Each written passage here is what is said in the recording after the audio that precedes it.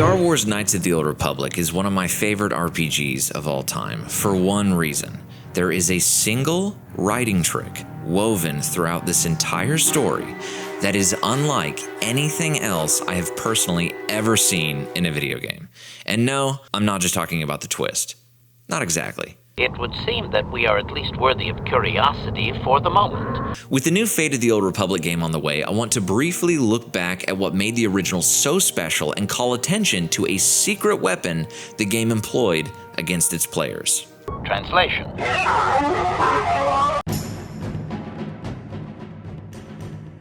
The game starts with your original character waking up on board a spaceship that's under attack. You fight your way to the escape pods, jump in the last one with a soldier named Karth, and crash land on the planet below. Karth immediately wants to look for a Jedi named Bastila Shan who took an escape pod before you. Naturally, you're gonna have questions. This is a role-playing game after all. Part of the experience is learning about the world and becoming immersed. So you ask about this Bastila character, and Karth says this. That smack to your head did more damage than I thought. He's surprised you're asking, because your character should obviously know who Bastila is. After all, you were stationed on a ship whose sole purpose was to protect this one Jedi. But how can we, the player, know? We just made our character, and then we woke up. Hey, you're finally awake. In Skyrim, you can join several different factions, and after only a handful of missions, you basically always become their leader. It usually goes something like this. Hey, I know we just met, but there's an incredibly dangerous mission that is critical to the future of our faction, and we want you to do it alone. Oh, hey, you're back. You can be in charge now. Most players are able to brush off these conveniences for the sake of fun. That is a core reason why a lot of people play RPGs anyway. It's a power fantasy. That's why in Knights of the Old Republic, when you meet the Jedi and they say things like, "Traditionally, the Jedi do not accept adults for training, though there are rare exceptions in the history of our order. But you are a special case."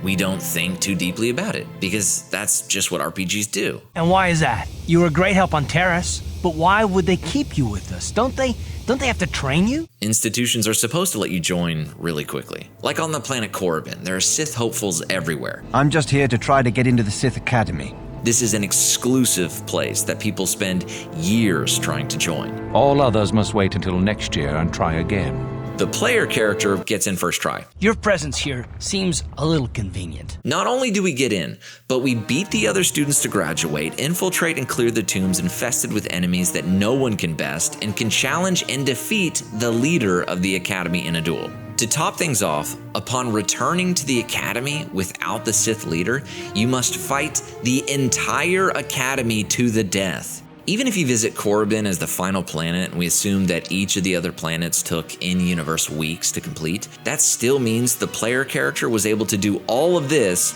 having been a Jedi less than a year. That's quite a resume. From a video game perspective, this is the kind of leveling progression or power scaling we might expect. You've done in weeks what many cannot do in years. From an in-universe perspective, the Jedi training is long and difficult, even when working with a young and open mind. Teaching a child is hard. How much harder will it be for an adult to learn the ways of the Jedi? The kind of unbelievable thing a typical RPG companion might sweep under the rug. This is a special case. Special case. You are a special case. However, not in this game. It's more than a little surprising that you happen to be here, isn't it? In this game, they call attention to it. I have never seen one who has mastered the initial training so quickly. It's pretty unusual for someone who isn't even a Jedi. This is where I have to talk about the big twist in the game, so last warning for spoilers. This should be fun. 3/4 through the game, you discover you are the missing Sith Lord everyone believed to be dead, but the Jedi captured you, wiped your memory, and are using you to defeat the remaining Sith. This is an awesome discovery that has major implications to the characters around you and your relations to everyone in the game. But it's the way the twist is implemented that inspired me to make this video. That smack to your head did more damage than I thought. The average new player believes this is just a simple line to explain away the character's ignorance. The RPG genre often necessitates this ignorance if the world, or in this case universe, is one the player character has grown up in. The protagonist must be ignorant in order for the player to learn about the world through the perspective of the player character. But in Knights of the Old Republic, it's not just the player who's a blank slate, but the player character as well. Awfully curious about this. Maybe a little too curious. Walking around asking who prominent people are and inquiring about the world is actually totally in character, but suspicious to the other characters in the game. You're joking, right? I'm sorry, but everyone knows what Kotor is. Time and time again, you seek to learn about the game's characters and locations, only to be subtly reminded, hey, shouldn't you know this? You don't. I thought everyone did. While another RPG might ignore questions like, why does my grown adult character know nothing about the world I live in? Why do I seem to learn skills faster than anyone else? And why does this institution accept me so quickly?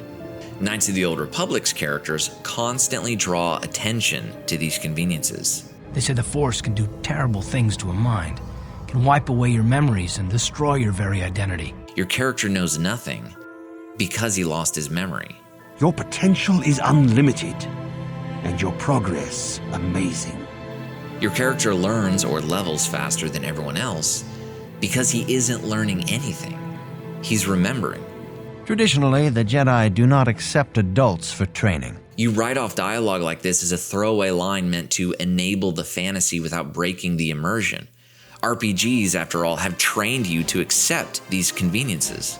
This game takes advantage of this convention. The writers are using the expectation of RPG as a power fantasy vehicle to seed a deeply personal, shocking twist, all while signaling to the player that they're doing it. It is doubtful he can be clearer. The power fantasy isn't a shortcut.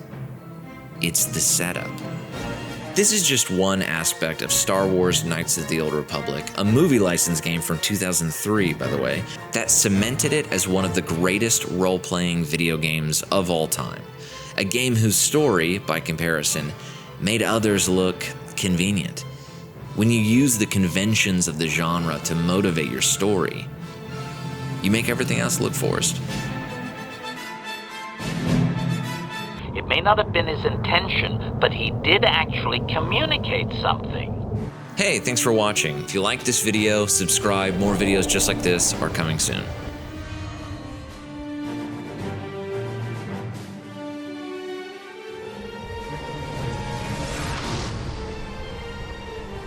I am most eager to engage in some unadulterated violence.